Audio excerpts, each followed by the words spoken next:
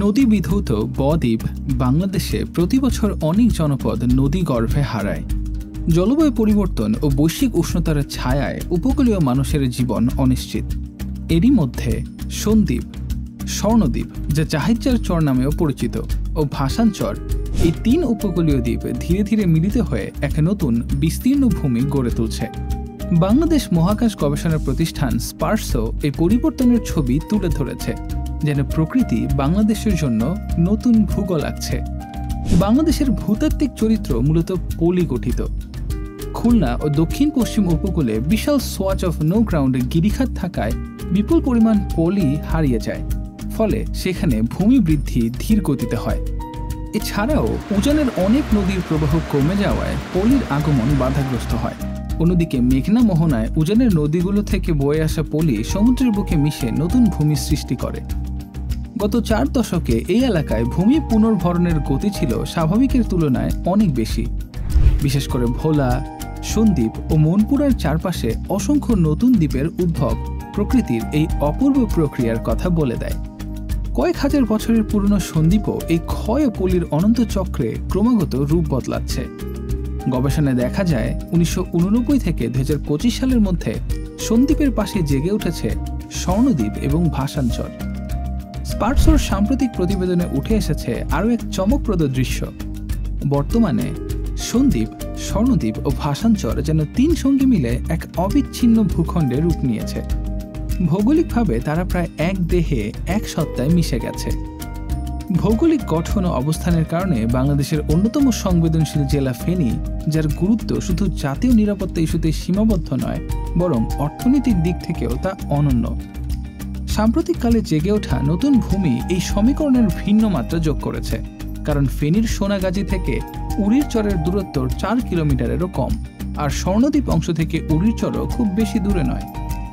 পরিসংখ্যান বলছে বাংলাদেশের উজান থেকে নেমে আসা নদীগুলোর বছরে গড়ে 1.2 বিলিয়ন টন পলিমাটি উপকূলে এনে ফেলে, যার অধিকাংশ জমা হয় মেঘনা নদীর বুকে, নোয়াখালীর উপকূল ঘেঁষে। গত 2 দশকে এখানে জন্ম নিয়েছে 25 বর্গ কিলোমিটারেরও বেশি ডুবোচর।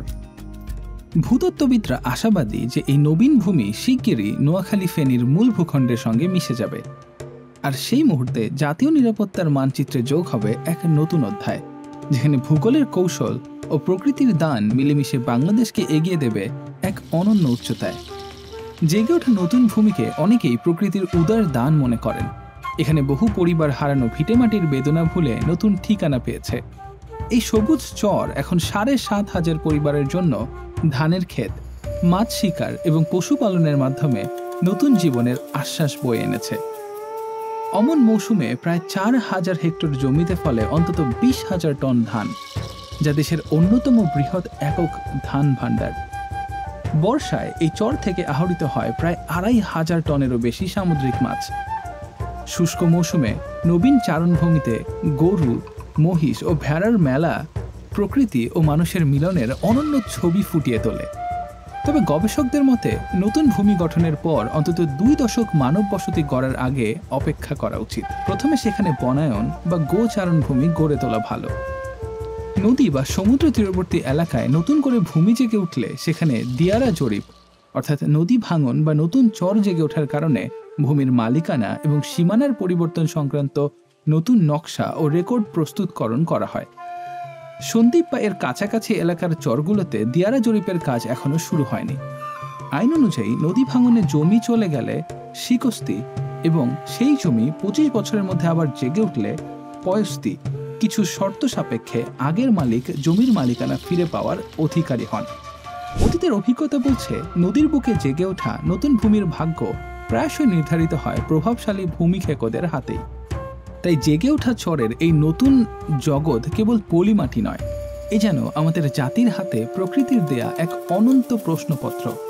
এতে লেখা আছে আমরা প্রকৃতিকে কতটা শ্রদ্ধা করি, ভূমিকে কতটা ভালোবাসি, আর মানুষকে কতটা মর্যাদা দেই।